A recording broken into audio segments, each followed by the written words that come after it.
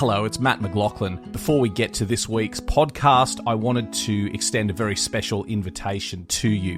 In August 2025, my signature tour is heading back to the Western Front, and I'd love you to come with me. We're going to explore the battlefields of France and Belgium and tell the entire story of the Australians during the First World War. It's going to be an amazing trip. We're going to visit the Somme, we're going to visit the Ypres Salient, French Flanders, famous battlefields such as Passchendaele, Pozières, Villers-Bretonneux, Bullecourt, Fromelles, and many more. Now, this is the only tour I'm going to personally escort to the Western Front in 2025. So if you'd like to come with me, please don't wait. The tour sells out very, very quickly. It departs Paris on the 30th of August, 2025, and you can find full information at our website, which is battlefields.com.au.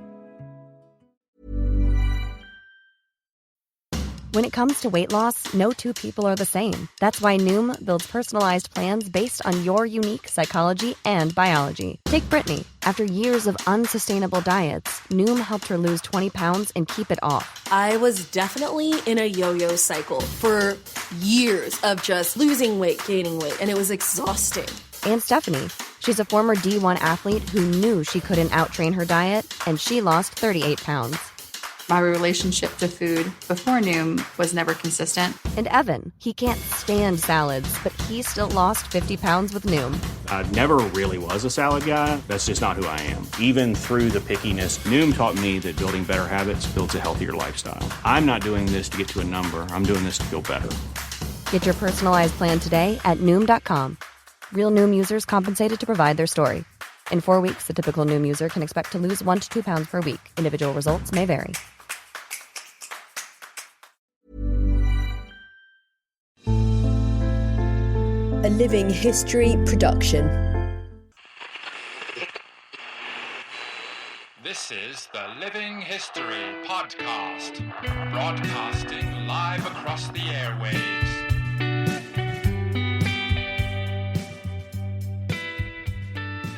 Hello everyone, and welcome to the next in our instalment of dedicated Gallipoli specials. I can't ever remember what number we're up to. I think it's 5 that we're up to, 5 of 8.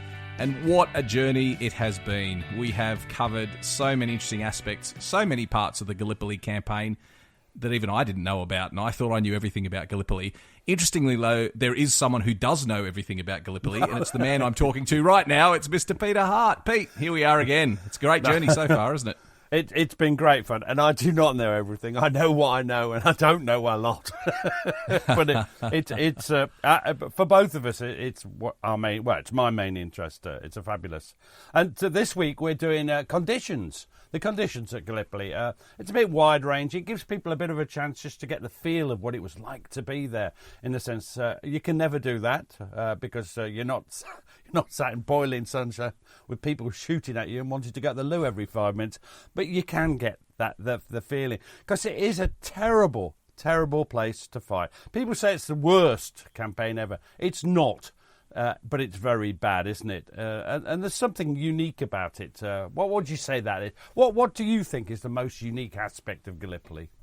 Yeah, I think you're right, Pete. I think, when it comes to the terrain, the environment, fighting a war is always going to be hard.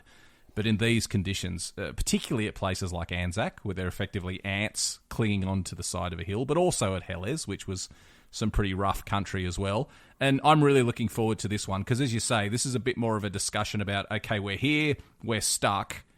What's it like to be stuck in those trenches day in, day out? And so far we've done the naval campaign, we've done the landings, we've done all the fighting at Helles. Oh, and I always forget my housekeeping. Don't forget, if you want to listen to all the episodes, you can.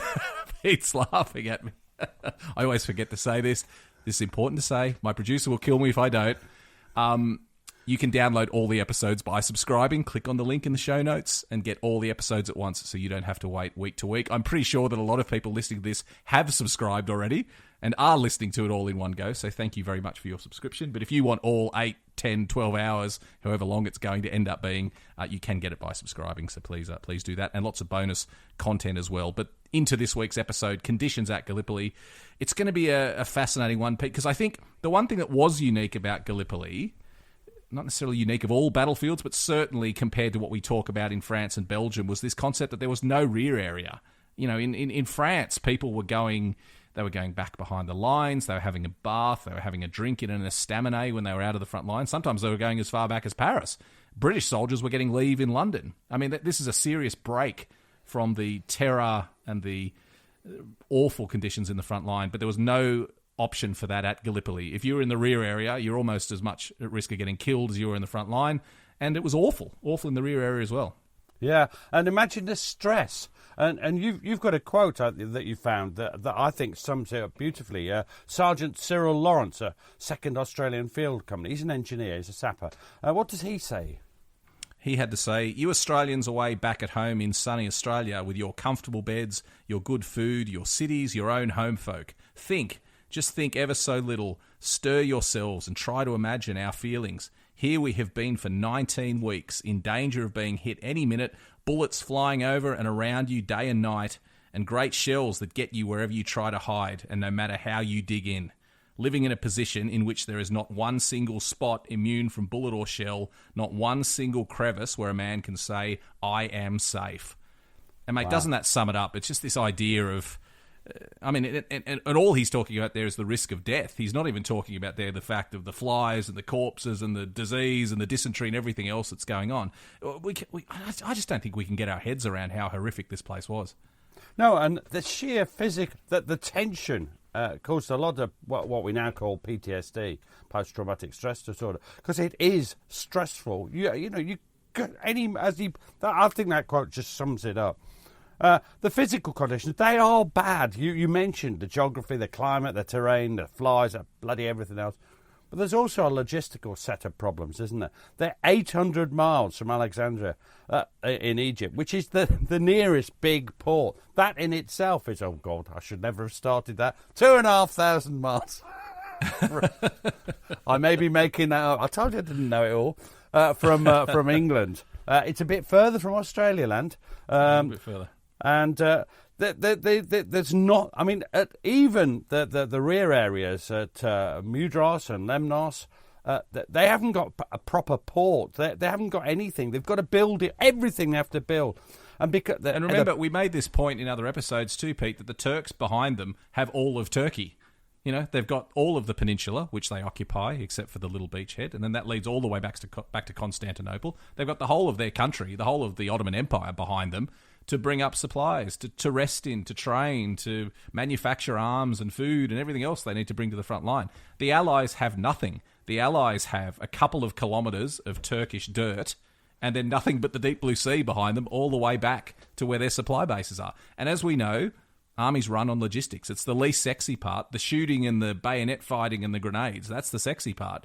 But wars are fought on logistics. The day an army runs out of food, there is no army anymore. So just imagine the logistical issues of bringing in everything that people need by sea and then having to unload it on a beach. It's just beyond imagining. Yeah, and you can build all the piers and wharfs you like, and some of them are still there, but it's not the same as a port, is it?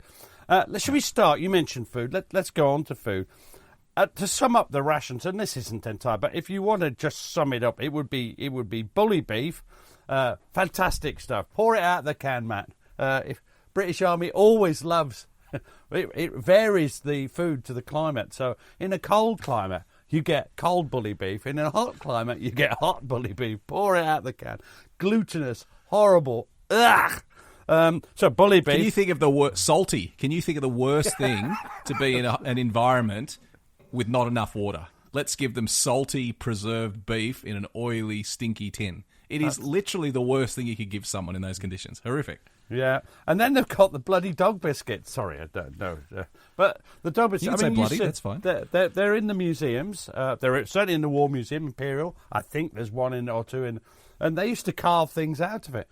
And let's just clarify what you're talking about here. Preserved biscuits from the Gallipoli campaign that were so hard and so inedible, blokes would carve their names and messages into the biscuits, and they're still perfectly preserved a century later. That's not a foodstuff. That's a block of concrete. Now, you've got a quote from a New Zealand chap, Private Russell Weir. What does he have to say? I've been thinking, I've noticed that your Australian New Zealand accents are not as good as Gary Baines, who I think is the... I love Gary Baines' Australian accent. It's awful, but it's awful it's just awful enough that it's great. If you don't know what we're talking about, go and listen to Pete and Gary's military history. You'll hear some fantastic accents. I won't, out of respect for our Anzac cousins, I won't do the New Zealand accent.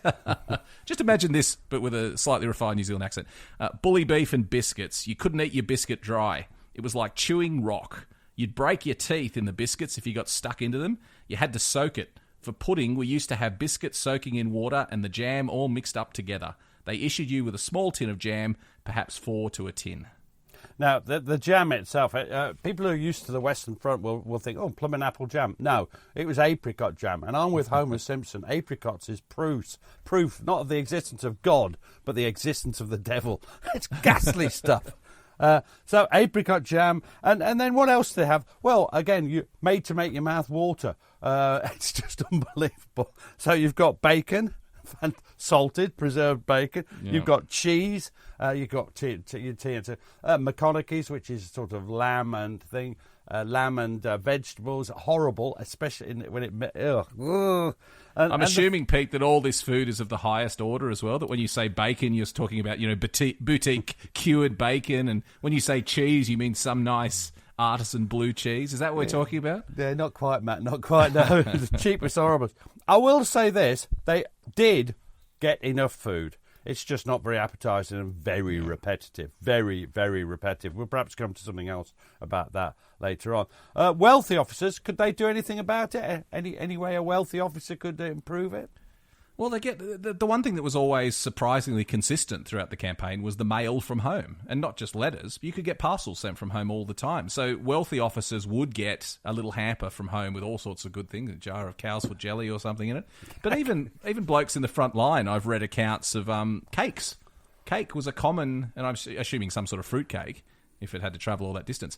But I'm surprised by the number of accounts I read, even by private soldiers, saying they got a little bit of cake sent from home and shared it with all their mates, and how that bucked them up. So extraordinary that the mail kept getting through, when they couldn't even find where their battalions were, let alone individual privates. Yeah, but this is I've got a lovely account which I just love this account because it sums up how you can be thoughtful and send something, but not thoughtful about what you send. This is Private Harold Thomas, he's a Suvla veteran, 3rd East Anglian Field Ambulance. We haven't got to Suvla yet, but imagine it's happened. I once saw a parcel consisting of cigarettes, that's good, cake, great, socks, yep, soap, in the midst of which a bunch of a dozen bananas had been inserted some 6 weeks earlier when the consignment had been proudly dispatched from an enthusiastic but woefully ignorant English homestead. That parcel would have been a good illustration for the phrase, the bondage of corruption. Even the socks seem to have surrendered to the general dissolution. And people say, why? How can you find things funny? You know, people are dying all round it, and he's a medic. I mean, so. But the point is, the soldiers laugh at these things. I mean, you can just imagine them sat around thinking, "Oh, lovely, a parcel. Oh, where's my cake?" And then, bananas. Of all the bloody things to put bananas. One of my famous asides is that Australians in particular would have seen the famous Mel Gibson movie Gallipoli from 1981, made by Peter Weir. And that was, Pete may or may not be rolling his eyes in the background of that film, but regardless of what you think of it, one of the great Aussie war movies, but it was inspired by a parcel sent from home. Because Peter Weir told the story about how in the 70s he went to Gallipoli and there was a lot of relics lying around. And he picked up an intact jar, which was a bottle of Eno's salts, the famous Eno salts used for indigestion.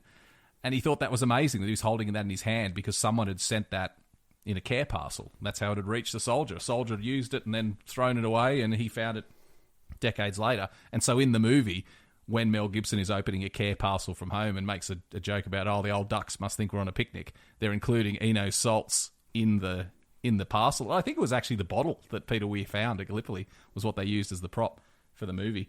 And so, but that was the reason that movie got made, is because of a care parcel sent from home with Eno salts in it. And interestingly, as to take the aside even further aside, when I did a dig in 2007 at Messine on the Western Front, one of the things I dug out of an Australian dredge, a bottle of Eno salts.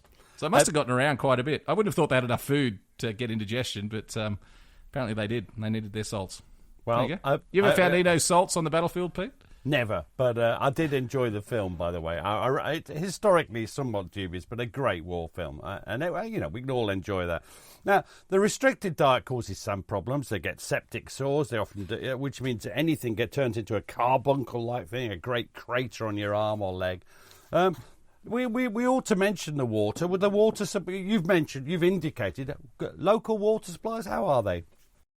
Pretty bloody awful, I think, is the technical term. I mean, I think in some places they were able to dig wells okay, particularly down at Helles, they were able to dig wells. But in other places, particularly Anzac, that wasn't an option in the rough terrain. And so water had to be brought in, if you can believe it, all the way from Egypt on barges. I mean, just think about it. It emphasises that point we made before.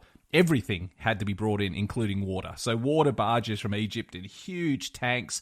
There's a fantastic photo in your book, Pete, showing, I think it's actually Maori pioneers from New Zealand, lugging by hand one of these huge tanks up onto Pluggy's Plateau, one of the heights at Anzac. And we should also say, as a little aside again, is that one of those tanks is still there. If you go to the Neck, that famous Australian site where the charge was, and the cemetery, an amazing site, but don't just look at the cemetery, go across the car park and look in the scrub overlooking Monash Valley. And there is a water tank left over from the campaign in the scrub, which was probably dragged up after the war to supply water for the cemetery. But it is one of the original water tanks brought in from Egypt to give, to keep the supply of water up to the Anzacs. And they're pretty big old tanks, but I tell you what, when you look at it, there's no way that, what are we talking about, 2 divisions of men, 20-odd thousand men are going to be kept nourished by just a couple of water tanks. So, I mean, obviously, a shortage of water was always an issue. And I like to say, when we go on a walk, we always supply, as you know, on a tour, lots of bottles of water. And you realise, sometimes you have a 2-bottle walk or 4-bottle walk, and that 1 bottle would have been all you had for the day a lot of the time. And it makes you think. And there's, of course, Pete, we should mention down at Helles, Joe Murray's well. Joe Murray, that we've heard from in previous episodes, we're going to hear from here. There is a well. Did he helped construct that well, didn't he, at Gully Beach? So they say. Regardless, there is a well built by British engineers at the mouth of Gully Ravine. He says it was him. Regardless, whoever built it, it's a great sight to see. It's still got some carving around the room. Sight. Yeah, it's great. An original well from the campaign. Fantastic. Now, the wells, they're often polluted by corpses if they're old, original ones, because the Turks just lob anything down there. But anyway, wherever you got water from, there was a fear of it being polluted. And this is a great quote by Lieutenant Leslie Grant of the 1st 4th Royal Scots. He says, "We get liquid of sorts by digging a hole in the trench and letting it silt up. Of course, it has to be boiled, but even then it's the colour of milk and as gritty as a grindstone. Tea takes the taste away a bit, but the men say they can tell by the taste whether a Tommy or a Turk is buried beside their particular well." And again, squaddy humour. Squaddy humour hasn't changed from then till now.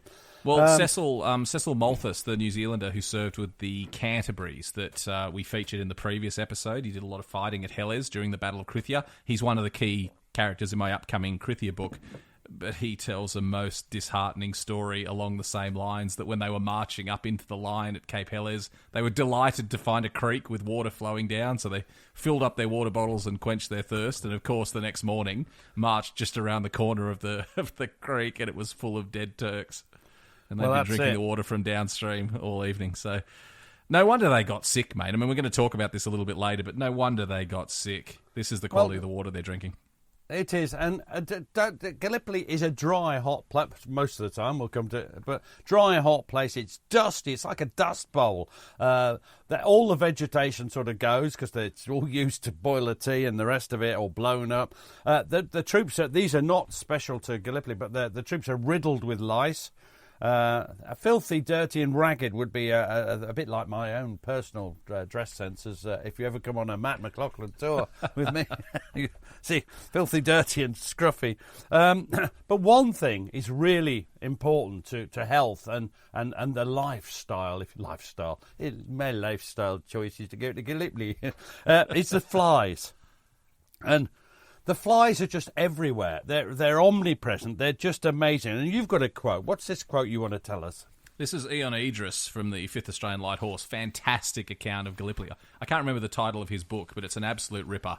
And this is quite a well-known quote of his, which I think sums it up pretty well.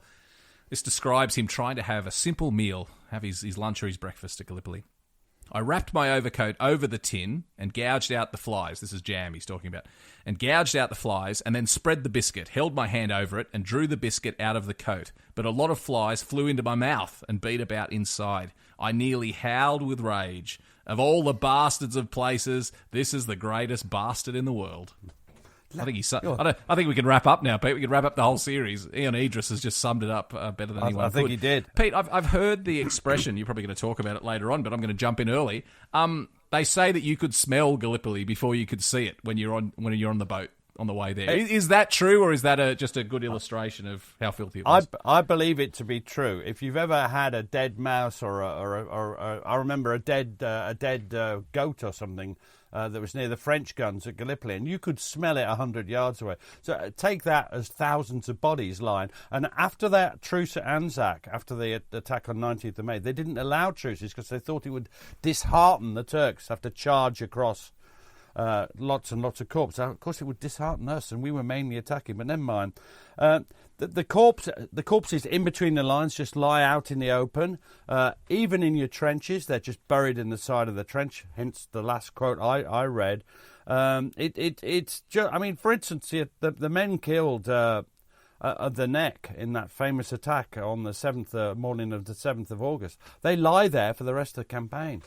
And the stench must have been indescribable. But let's talk about the truce, because there was a truce the 24th of May when they clear away. They have a truce to clear the bodies on the killed in the Turkish attack, mass attack on the 19th of May. And it wasn't just a mass attack; it was a mass slaughter as well.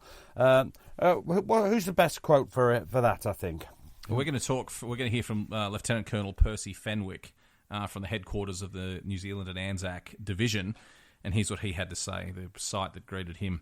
The Turkish dead lay so thick that it was almost impossible to pass without treading on their bodies. The stench was awful. The Turkish doctor gave me some pieces of wool on which he poured some scent and asked me to put them into my nostrils. I was glad to do so. The awful destructive power of high explosives was very evident. Huge holes, surrounded with circles of corpses blown to pieces, were scattered about the area over which we walked. Everywhere lay the dead, swollen, black, and hideous, and over all a nauseating stench that made one feel desperately sick. I can't imagine what the smell was like. It just must have been awful. I remember, for instance, if you're one of the light horse holding the Neck after the attack, those people out there are your mates. And you could see them rotting. You can smell them rotting. Now, why have we mentioned we've gone from flies to corpses? Now we're going to talk about latrines, or as I always say, let's talk about bottoms, Matt. Because the thing is, your average fly loves corpses. You imagine it flying about to a corpse, and it loves latrines. And you've got an unsuitable diet, you've got putrid corpses, you've got flies, you've got latrines, and it's a perfect circle. And when I say circle, I mean circle, because it spreads the disease round and round. And this is a quote from, this isn't me, this is Sir Arthur Hurst in his magnificent book, which I know you have next to your bedside, Medical Diseases of the War. And he says this: houseflies are much the most important means of spreading dysentery. Their two favourite articles of diet are faeces, that's shit, and jam. And I told you, apricot jam was sent by the devil. And the thing is that the fly goes from the corpses to the latrines, and then your quote, poor old, trying to get you a bit of bread or a bit of bully beef, and it goes into your mouth, and dysentery starts. And thousands of men are soon suffering from dysentery. This isn't the sort of upset tummy that we've often discussed from 6 pints of Australian lager and an unwise curry or a dodgy kebab. That's an upset tummy. This is dysentery. And here's and remember, they're in an isolated place with no logistics. There's no toilets. There's just open trenches or the old stick and pole. And they've got no way of washing the muck away. When you hear the next quote, just remember that thing you read in a toilet. Now wash your hands. And some dirty buggers don't. This is Ordinary Seaman Joe Murray. I won't do the accent out of respect for something that's coming up later. He was with the Hood Battalion, Royal Naval Division. With dysentery, you keep on trying to discharge something, but there's nothing to discharge. It's only slime, just slime, no solids at all. Then, of course, we didn't have any toilet paper, and you had to wipe yourself with your hand. There's nothing else. Then you'd wipe your hand, originally on the grass, but grass was getting a bit short. You rub your hands on the sand and your trousers. And that means once it starts, that it's just murder. The disease spreads like wildfire. Something I really want to point out that's important too, Pete, is that he told you that personally. Joe Murray, the reason we have that quote is you asked him the question, what was it like having dysentery? And he told you. And you've made the excellent point so many times, including years ago on my Living History podcast when we talked about interviewing these veterans, the importance of oral history, that they're not going to write this in their diary. They're certainly not going to write it home in a letter to their girlfriend that I was up all night shitting myself. And so it's only oral history that reveals these really important aspects of what it's like to actually serve in a war zone. And it's only because it's a wonderful thing that you've done, Pete. We all have to be grateful for what you've done here, because he only told you that because he believed in you. He knew that you got it. He knew that you were there to tell his story. And now we've got these incredible accounts. And this is quotes like this from Joe Murray changed our perspective on what went wrong at Gallipoli, because this is a huge part of it. And the next one I also interviewed, I remember him well, but he was in Leamington Spa. You're going to do a quote from Private William Cowley. He was the Army Service Corps, the 11th Div. So I think that's Suvla, I would imagine. What does he say? You felt so weak with dysentery, you'd got no strength. You were as weak as a kitten. The doctor asked me one night how many times I went to the latrines. I said 16 times. You rush out there, and when you get there, you couldn't do anything. And I think the thing that's important here, Pete, is we're starting to get the idea. Debilitating. That is the word for this. I tell you what, a modern army with how well-trained and fit and agile young people are in the modern military would struggle in this terrain to fight just because of the landscape and the climate. Add now to them absolutely chronic diarrhea, abdominal pains, bleeding, everything else that goes with dysentery. I mean, geez, that's the quickest way to absolutely decimate an army. It's horrific. And this is a quote from Ordinary Seaman Stephen Moyle. Another one I interviewed. These are because you're right. You don't get this in letters and diaries. He was with the Drake Battalion, RND. He's talking about the latrines. If you'd looked in there, you'd have been sickened. You'd think they'd parted with their stomachs or their insides. It was awful. You had to cover it and dig another. It hadn't to be so high or else you could fall down. There were no supports or anything. It was just an open trench, but it was fairly deep.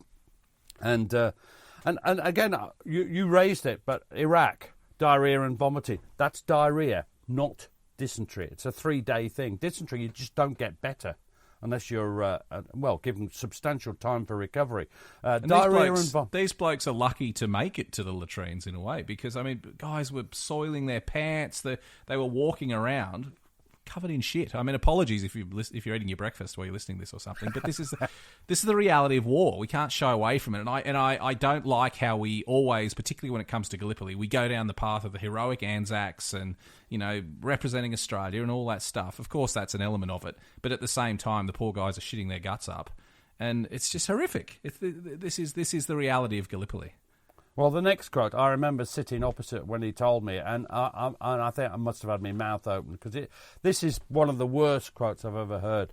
It's by Ordinary Seaman Joe Murray again, Hood Battalion, and this might upset you, listeners. My old pal, a couple of weeks ago, he was as smart and upright as a guardsman. After about 10 days, to see him crawling about, his trousers around his feet, his backside hanging out, all soiled, his shirt, everything was soiled. He couldn't walk. My pal got hold of him by one arm. I got hold of him by the other.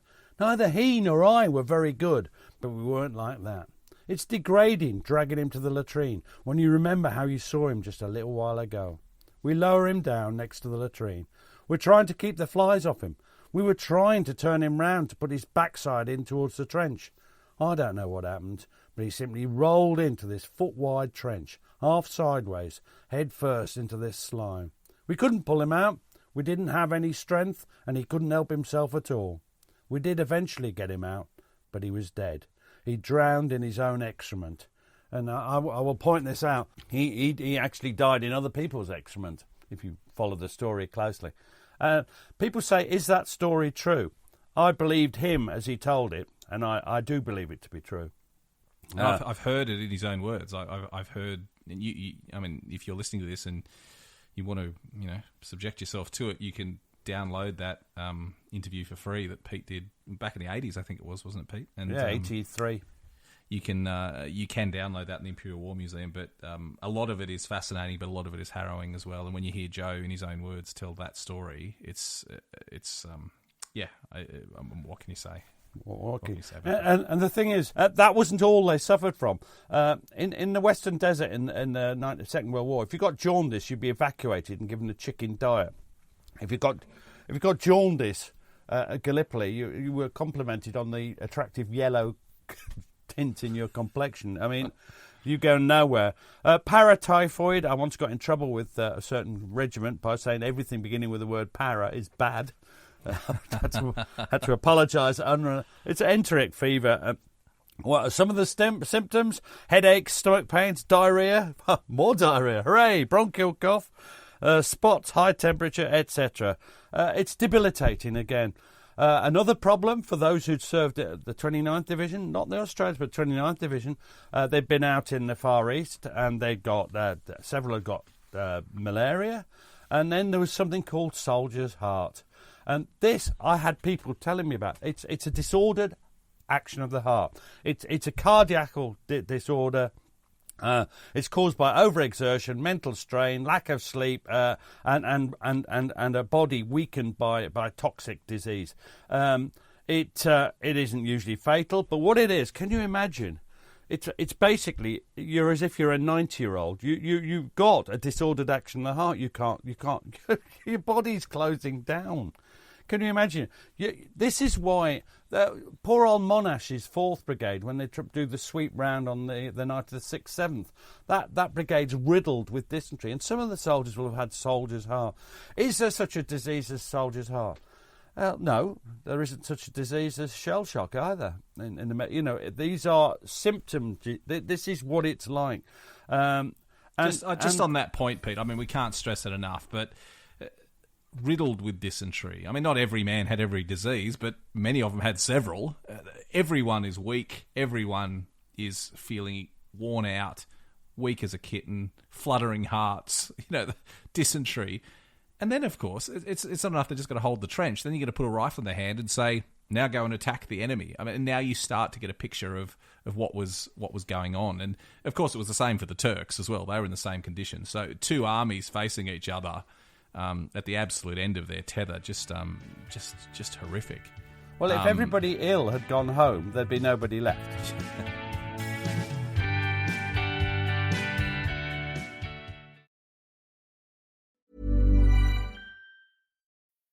When it comes to weight loss, no 2 people are the same. That's why Noom builds personalized plans based on your unique psychology and biology. Take Brittany. After years of unsustainable diets, Noom helped her lose 20 pounds and keep it off. I was definitely in a yo-yo cycle for years of just losing weight, gaining weight, and it was exhausting.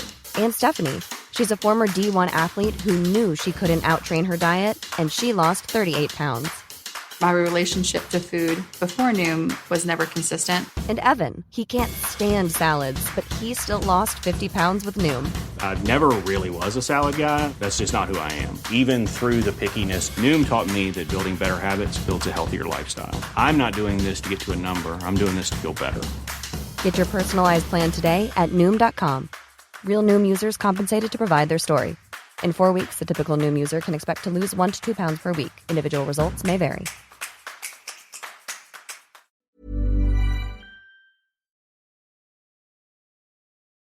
Should we move on to daily routine? Because there's a routine in everything in life, and there's a routine in trench life. I describe it, and I do describe it, as a sordid, filthy monotony slashed by sudden death. And just to give us an idea... Pete, you should be a writer. I've just made a gesture, listeners, to Matt, which is fortunate you can't see. I used 2 fingers, not 1, though. Right.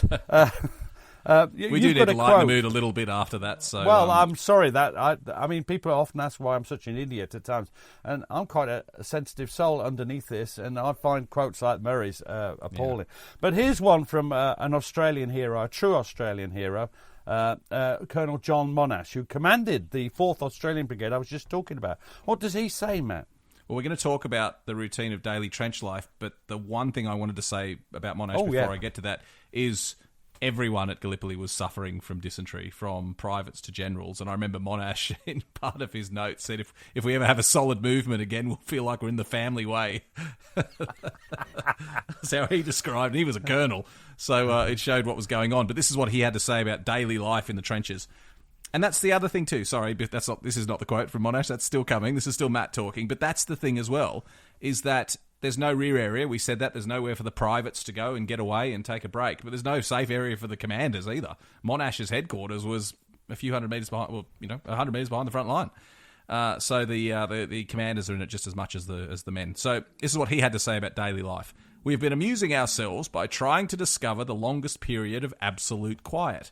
We've been fighting now continuously for 22 days, all day and all night, and most of us think that absolutely the longest period during which there was absolutely no sound of gun or rifle fire throughout the whole of that time was 10 seconds. One man says he was able on one occasion to count to 14, but nobody believes him. I think that, again, a touch of humour, even from someone regarded as a bit of a sober-sides. That's not an insult, because you need sober-sides in war as well as jokers. And they've got no real accommodation. A lot of them just...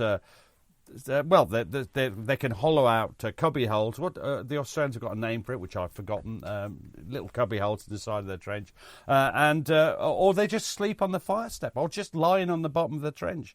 And here's a quote from Lieutenant George Hughes, 5th Dorsetshire Regiment. They were at Suvla. There's so little room for the men to sleep in the firing line that they have to sleep on the firing step. Many of them, and some actually prefer to lie at full length on the floor and put up with the kicks of the patrolling officer. They never wake. I suppose a really tired man seldom does. And that gives you the idea. They must have been, I'm going to say, knackered, exhausted, stressed out of their heads. I don't know how they coped. Well, if you're going for the only period of silence you're getting between rifle shots is 10 seconds after 22 days on the peninsula, you're not getting a lot of sleep. Even when you are rostered on for a bit of a kip, you're not getting much sleep. Yeah, a disturbed sleep. And in the morning, of course, they'd have stand to. Then they'd be put on. They have a rota for sentry duty. But let's talk about some of the risks of, because we haven't mentioned snipers yet. Why haven't we? And I accept your point. They're not really snipers. They're just individuals with rifles. And later on, there are some famous snipers. Well, they're good marksmen at the end of the day. I mean, both sides are picking the blokes that are the best shots to go out and try to pick off officers. So I guess by that definition, they absolutely are snipers. But don't think of them in terms of World War II Germans with specially modified rifles and telescopic sights. These are just good marksmen put in good positions. And if you're the sentry, you're just going to peek over the top for a couple. You're not going to sit there with your head over the top. Well, you get a bullet through it. Now, one thing I will say that is better at Gallipoli. It is better. And what's that? It's the artillery situation, isn't it? Would you like to comment on this a bit, Matt? Yeah, I mean, I think it's fascinating when you read these accounts of Gallipoli and men talking about it was the heaviest bombardment I'd ever seen. I didn't know how anyone could live through it.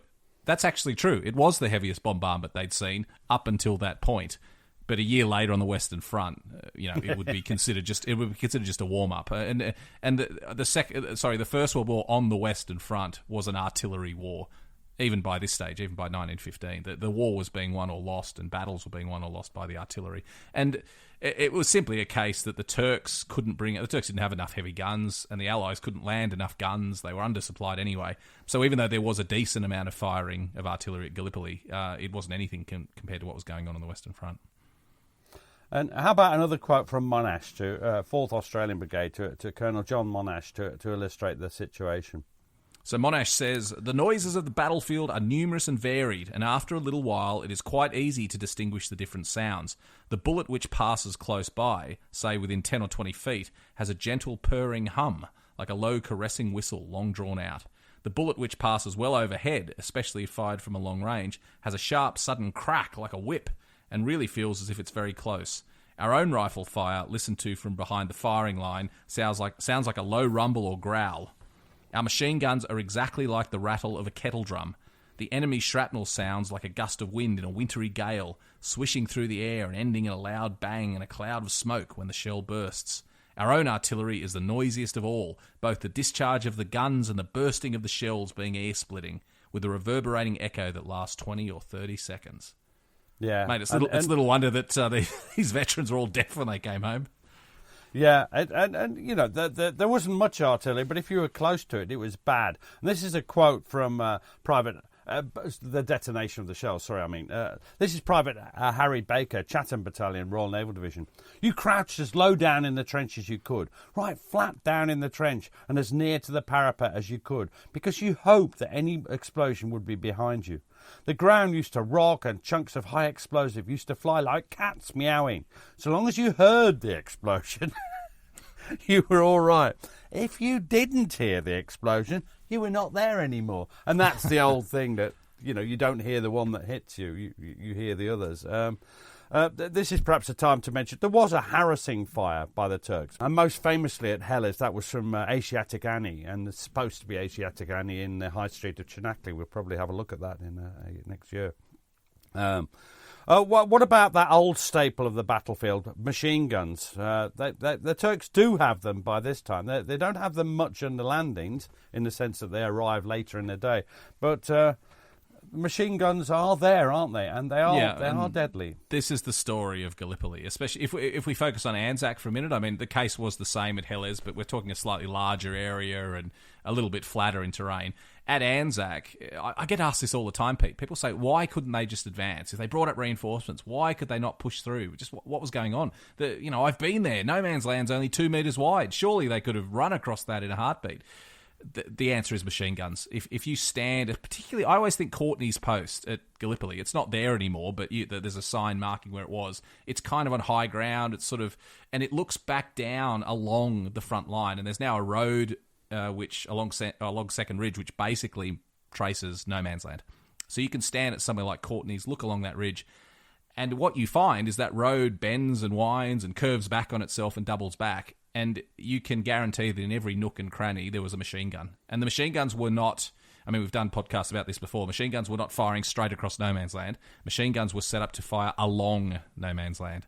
And so if you imagine that if there's a nice curve in the trench line, you're going to set up a machine gun there and you're going to dial that machine gun in to fire directly along No Man's Land, and then 10 metres down the line, you'll have another machine firing across that one, so there'll be a crossfire. And just imagine a network of crossfire all the way along No Man's Land. Everywhere there's a bend in the line. Any man who stepped out into No Man's Land was going to meet an absolute wall of machine gun bullets from both directions. At Courtney's post, there were 9 machine guns in that one. We're talking 20 metres of trench. There were 9 machine guns in that position alone. And even if we talk about attacks like at the Neck, the famous attack of the Light Horse at the Neck, where they were mown down by machine gun fire, most of that machine gun fire was coming from the right flank down No Man's Land, hitting them and forcing them left. So it wasn't coming from directly in front of them. So, and we found, when we were there last time we were there, Pete, we found in the Turkish lines an area that was almost certainly a machine gun position, because it was attached to a bit of a trench, but it stuck out in front. It was a very shallow scrape. There was enough space for 2 or 3 men to get in there, connected to the main trench line, and it was stuck in a position that gave it zero observation across No Man's Land, but a wonderful line straight down No Man's Land.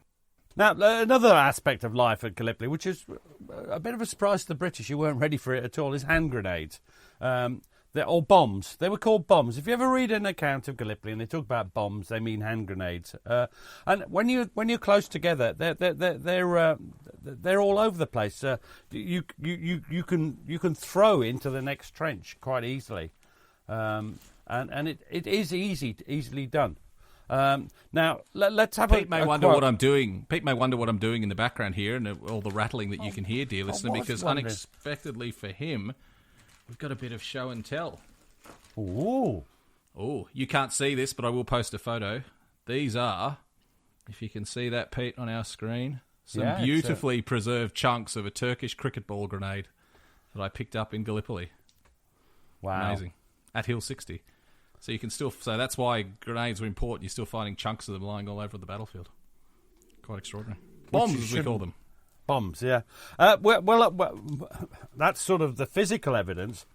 I think the second or third interview I ever did was with a chap called Second Lieutenant Malcolm Hancock, 1st 4th North Ants, and you're going to make me relive this whole experience by going through the quote. Because this is the thing about oral history. It's not always interesting, but what's in it? So when you listen to this, you might think, wow, this is a bit long-winded and dull, but actually listen to the information within it, which just sums up. And this is not sort of Matt or me saying this. This is a guy who was there, a guy who was a bombing officer. So he has a great perspective. What does he say about the sort of bombs? This is Second Lieutenant Malcolm Hancock of the 1st 4th North Ants, and he was at Hill 60, which is where why I found that. I found that Turkish grenade. He might have thrown it back, but had it thrown at him or thrown it back. You go, tell me what he says again, and I'll relive that moment of sitting opposite, thinking, when's it my dinner time? Where's my coffee? Which is what oral historians do. This is what Second Lieutenant Malcolm Hancock had to say. One was what we called a jam tin, into which was put a charge of explosive. It was filled with all kinds of odds and ends, bits of stone, flint, empty cartridges, bits of iron, nails. Then a fuse was inserted into a detonator. The neck of the detonator was crimped together to hold the fuse into the detonator. It was put in through the top of the lid down into the explosive, and then you've probably got 4 or 5 inches of fuse exposed. In order to use it, you would hold it in one's left hand, and the thing was that to light the fuse, you had to be darn careful not to show a light at night. I often would use the end of my cigarette. We were always smoking. That was very effective. Then as soon as you heard it begin to fizz, you kept it for 2 or 3 seconds. Not too long, but not too soon either. You tried to get it to explode on landing. It wouldn't be in the air very long, and you had to try to get your timing right. You hoped it dropped into the Turkish trench. Now, I think that's great detailed information. Yes, you can get it off the printed page, but I'd rather hear you or him say it. The other thing is I point out that quote goes on to then describe in detail the cricket ball bomb, the hairbrush bomb, and how they had a catapult arrangement, the Leach catapult, to fire bombs, and then how they'd go into no man's land, retrieve Turkish bombs that hadn't gone off and use them. And that's the beauty of oral history. It's detailed, and it's not always accurate, but it's Pete, fun. what does that detail tell us again about Gallipoli? Disorganisation. They get to Gallipoli and they discover that instead of a courageous advance across the plains to Constantinople, they're dug in this hell on earth of trenches, and they need hand grenades, which they didn't bring with them. So instead, who equips an army to make your own hand grenades out of a jam tin? Well, I mean, we talk about it, and, the ingenuity and all that sort of stuff, but what a metaphor for the lack of preparation and the absolute, threadbare situation the soldiers found themselves in. And they didn't have them on the Western Front when they first got there either. I mean, the Germans did. Bloody Germans. Why do they think of these things?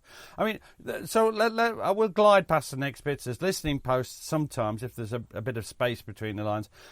Patrolling is not a big feature at Gallipoli because very difficult to patrol at Quinn's Post. If you're patrolling, you're attacking there. But they were carried out. The trench lines are about 2 metres apart. A patrol would be a 20-centimetre patrol, and you'd get your head blown off. Yeah. So let's go back to rest camps. They do have because you've got to remember they weren't always in the line. They do circulate around, and this is very well at Anzac, where, as you know, they're in the front line, or they come back to Rest Gully, or which is below the between Russell's and Pluggies. or they go to Reserve Gully, which is the other side, where they're still not exactly safe. The British at Helles, everywhere's under view and everywhere's in fire. And this is what I love. This bloke. This is letters. Not. I wish I could have interviewed him, but he was killed in the Somme in 16. This is Major Norman Burge of the Nelson Battalion, and this is classic squaddy humour from an officer. I've been puzzling why it's called a rest camp. The only solution I can think of is that some of the bullets hit the trenches and the rest come over to us. Short quote that. That's officers' humour. Sorry, I'm joking about. But a real squaddy opinion is when you're at rest camp, does the British Army leave you alone? Does it let you put your feet up and have that 2 or 3 days off? Does it? Does it buggery? And this is able seaman Thomas Macmillan, Nelson Battalion. God, he was a moaning bastard. I've read his account, and he's a proper Scotty. He reminds me of Gary. He will say he doesn't moan. He observes. And he's observing a lot here. So able seaman Thomas Macmillan. Of working parties, there seemed no end. Our division was kept on the trot so constantly that they became known as the White Slaves of Gallipoli. As a result of overwork, tempers went from bad to worse. On being detailed for fatigue, troops would sing aloud, even in the presence of the officers. Working, working, working, always bloody well working, working in the morning and working all day long. And this would be followed by muttered curses, coarse and gross. It's not never hear. It's not high art, is it? But it gets the message across. Yeah, it's not the right tune either. I just made that up. I liked it. I mean, soldiers do complain and moan. It's when they don't moan at all that their morale's gone. Sullen silence is the worst sign. I think it's on that point, it's interesting that the statistics indicate that as the Gallipoli campaign went on, this is an Anzac quote, but I'm sure it applied at Helles as well, that as things dragged on, rates of sickness and men reporting with injuries seemed to spike later in the campaign. And there's a bit of a disparity there. Historians can't quite understand that because the fighting was actually dying down, but more men were turning up to report injuries. And the answer was they were seeking treatment for things they would previously been enduring because they were, they were copping it, they were doing their best, they were carrying on regardless. But as the campaign wore on, they started to become disillusioned. So then they weren't so concerned with, bugger it, I'll head down to the medical office and get a break from the front line. And it is, and while they're putting up with it, this laugh or cry mentality goes on, and amusing incidents are absolutely treasured. And here's, I love this posh officer who describes in heroic terms their titanic battle with a Turkish mouse. And you're going to be Sir Patrick Duff of 460th Battery Royal Field Artillery. I think he was a captain. We killed a mouse. He said, we killed a mouse today, Stavely having 5 shots at it with a revolver. The excitement was something frightful. If my British warm doesn't come, I had better keep the skin. Yeah, they're starting. You can tell that's late in the campaign. They're starting to worry about what the weather's going to do. Yeah. Yeah. Now there was also. I love this next quote. It's an early element, an early indication of propaganda warfare. And this is Private Harold Boughton, 2nd 1st London Regiment. There were tons of tortoises, and sometimes we used to get them, make a little hole in the shell on their back. Did you say tortoises? Yeah. Tortoises. What's this? Tortoises. Tortoises? Sorry, I interrupted, but I didn't think people would understand. A little turtle. A mini turtle. Sorry, I interrupted. Carry on. Tortoises. However you say it, now I've gone red with embarrassment of my ignorance. A little hole in the shell on their back, which is a bit cruel, Matt. Please do not do this at home. You probably have turtles in Australia. Stick a piece of wood into it, cut a niche in the wood, and put a piece of card in it with a rude message to Johnny Turk. We steered them off towards the Turkish trenches. I suppose they could read it, but anyway, it occupied some time. And I just imagine putting bastard Turks and sending it off the tortoise wandering across thinking, My back hurts. Oh, well. Oh, dear. What about, just with all this going on, Pete, the one thing it makes me think of is how were the men holding up? Like, how were they going with all of this going on? I mean, we mentioned before that as the campaign dragged on, they started reporting sick more often, they started reporting injuries. I mean, tell me about morale. How was that going? Well, it fluctuates, but it basically gets worse. They never get a day off. This is the point. There's never all right, sometimes most units were cycled through for 3 or 4 days on Imbros, but that's later in the campaign.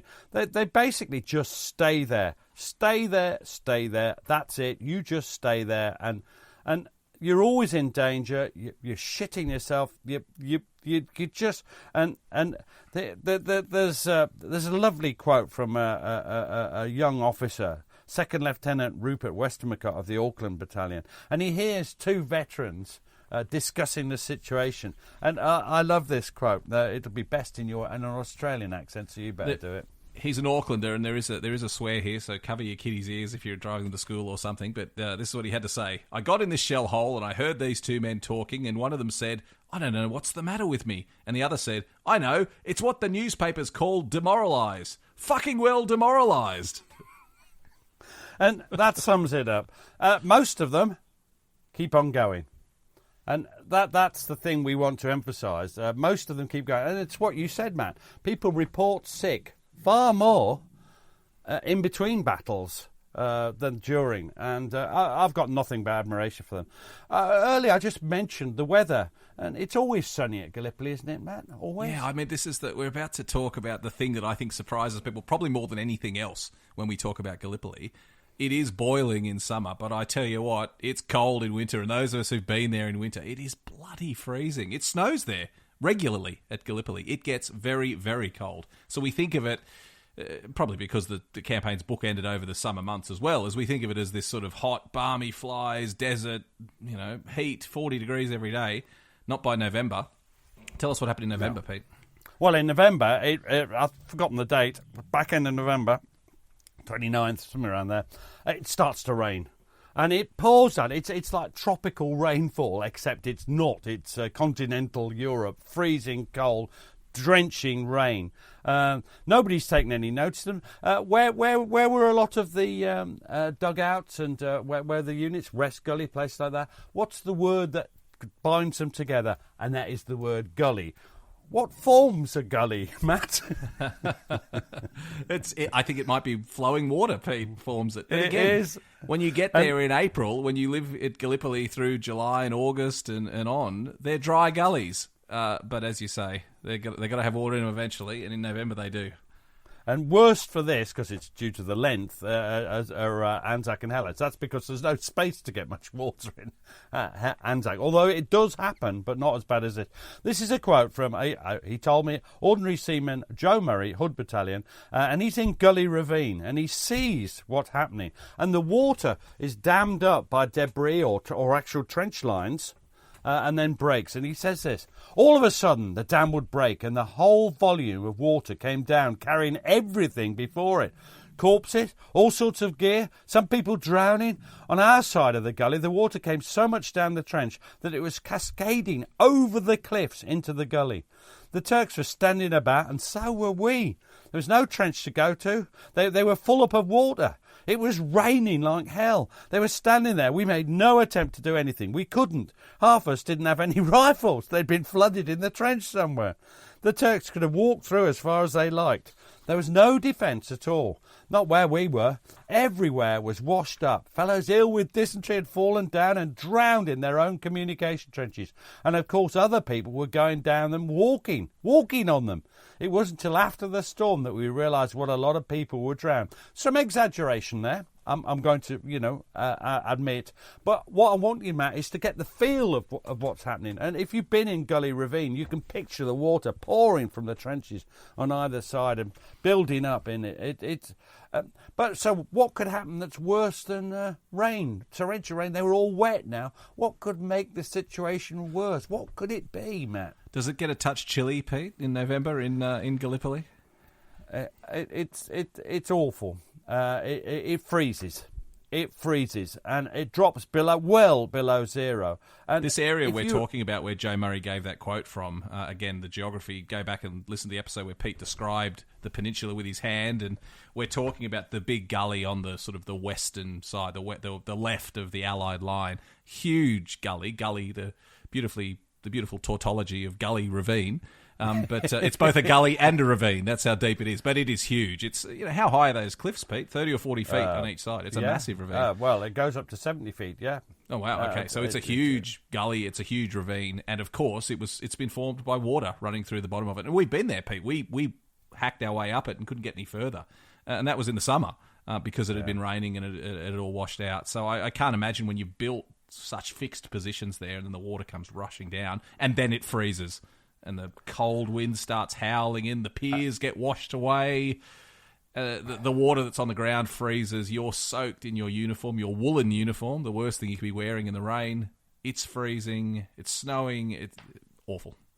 Well, some of the British are in khaki drill, which is even worse because it may be woolen or whatever, but it's thin. I can't imagine what it was like in those trenches, but luckily we've got Private Harold Boughton of the 2nd 1st London Regiment. He was at Suvla where it hit worse because it's a big open plain, and it was just worse. What does Harold say, Matt? He says, my pal and I, Corporal Dean, sat on 2 empty tin biscuit boxes up against the wall of the trench. We pulled some blankets over our head, some ground sheets over that, put our arms around each other and sat like that all through the night with water right over our boots. There was nowhere else to go, so we sat there until the morning. When we tried to move, we could lift those blankets and ground sheets off us like bent sheets of corrugated iron. Our feet, well, they were frozen in the water and we could hardly move to pull them out. All around us there were chaps moaning and crying. Some of the sentries standing on the fire steps had frozen stiff, and when they were touched, fell over, frozen. I had frostbite in my hands and feet. Some of them were so bad that they were told to get down to the beach as soon as they could. That was the only place they could be treated, but there was no road and no means of taking them down there. I saw men crawling on their hands and knees, grown-up men crying like babies, even the quartermaster sergeant of the Royal Marines. Pete, this really was one of the worst times for many men at Gallipoli, wasn't it? Ironically, when we think of the August offensive and the heat and the stench and the bully beef and all the stuff we've described, but I've heard a lot of veterans say that the worst, and probably because it came at the end when all hope was lost, but the worst time, the last kick in the teeth, was when the big storms came in and they all froze. Just how much more could they endure? Well, one great thing is that the good old, the war with Bulgaria meant that the Turks could actually get some proper artillery and shells through. So at places like Anzac, where they'd been immune not immune, but they'd been relatively safe. I want to make that, I don't want to contradict what we said earlier, but relatively safe. Everywhere came under even more threat of fire, of things that actually always went bang, as opposed to Turkish shells, which didn't always go bang. Now, one last quote sums up the sheer embuggerance and annoyance of Gallipoli. Even when you think, there must be an upside to this, there isn't, because it's just all down, really. It's not a great place. And no better words for me than the bloke that started my career as an oral historian in many ways, the best interview that made me realise what was possible. Ordinary Seaman Joe Murray of the Hood Battalion. He says, he's talking about his shirt. He said, I spread it on a stone in the trench behind me. It had been 3 days in a solid block of ice. And do you know, I looked at this shirt, and believe it or not, the blinking lice were still alive and crawling all over the shirt. They'd been 3 days in a block of ice. You'd have thought that would have killed the damn things. But it didn't. So when it unfroze, bloody lice were still there. Now, I don't know whether that's true or not. But for me, that sums up the misery of life at Gallipoli. It sums up that even when you think, at least the lice will be dead. Nope, they're still alive. What do you say to that, Matt? I say that, whether true or not, that sums up at least Joe's attitude to everything that was going on. It's not enough that my bloody shirt is frozen solid. I've still got to deal with the lice. I actually have heard that from Anzacs, now that you mention it. I've heard them say that it seemed that the cold weather the freezing shirts got rid of the lice, and as soon as you put them back on, body heat warmed them up, and you could feel the creeping crawling again. I mean, I think that sums it up. It's been a hell of a journey. It's been hard to push through some of this, Pete. These are some very real and very difficult accounts of Gallipoli, but important that we that we tell the whole story and that we understand when we go to Anzac Day and stand there and pay our respects, that we understand just the depth of the respect that we owe them, because it's just quite hideous. And a fascinating episode. Next week, we're going to go back to the killing and the attacking and the major battles, because we've got the big one coming up, the August Offensive, the big flanking manoeuvre to try and win the campaign for the Allies one last time. And I don't think it's a spoiler to say that it didn't quite go according to plan. No. Looking forward to it, Matt. Like everything at Gallipoli. Pete, thank you again, and I'll talk to you next week. Cheers. Thanks for listening. Don't forget to subscribe and leave a review for the podcast, and visit livinghistorytv.com for more great history content.